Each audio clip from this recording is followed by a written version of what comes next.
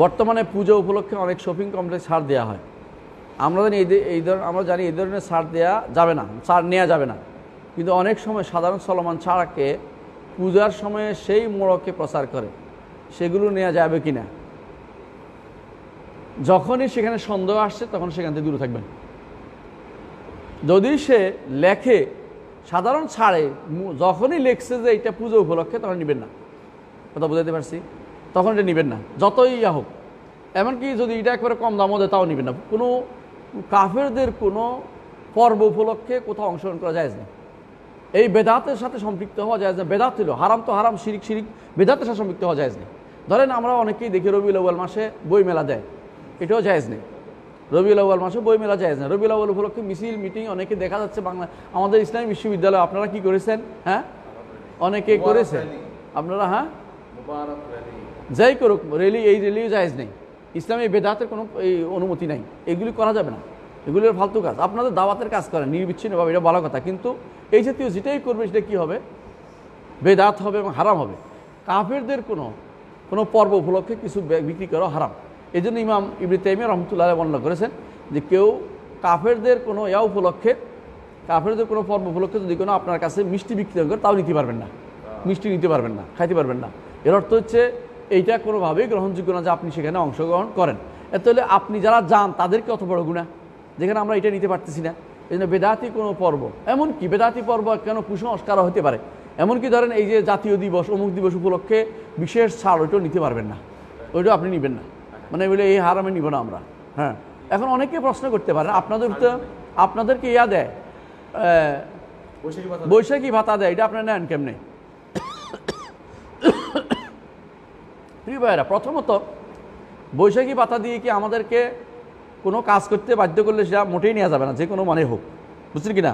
যে তোমাদেরকে ভাতা দিলাম, শাড়ি পরে পরে, লাল শাড়ি পরে পরে তোমরা আস্তে আস্তে হাঁটবে, তোমাদেরকে ভাতা দিলাম, তোমরা কি করবা? বৈশাখের মাসের এসে বৈশাখ করে চিৎকার করবা, গান গাইবা, অথবা কি বড় বড় হ্যাঁ মঙ্গল শোভাযাত্রা, তাহলে কোনোটাই জায়েজ নেই, এটা নেওয়া জায়েজ নেই। এমনিতে নেওয়া জায়েজ কিনা পরে বলতেছি, সহজ। দ্বিতীয়ত হচ্ছে এটা আমাদের জিজ্ঞাসা করে দেওয়া হয়নি, জোর করে দেওয়া হচ্ছে, এটা এমনিতেই নেওয়া জায়েজ নেই।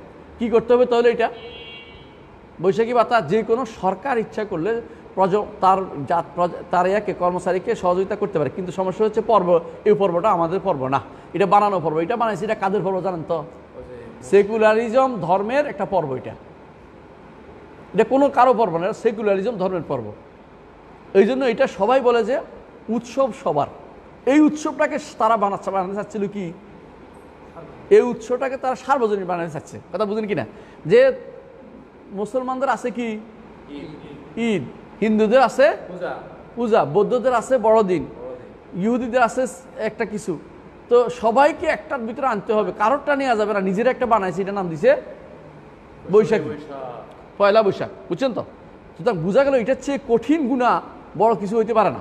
এটা হচ্ছে সবচেয়ে নিকৃষ্টতম একটা বেদাত চালু করেছে, এবং এইটার কোনো কিছু নেওয়া যাবে না। তো আমাদেরকে দিয়ে দেয়, আমরা এটাকে মানুষকে দিয়ে দিই, কারণ আমরা তো মানে খাওয়ার কোনো প্রশ্নই আসে না।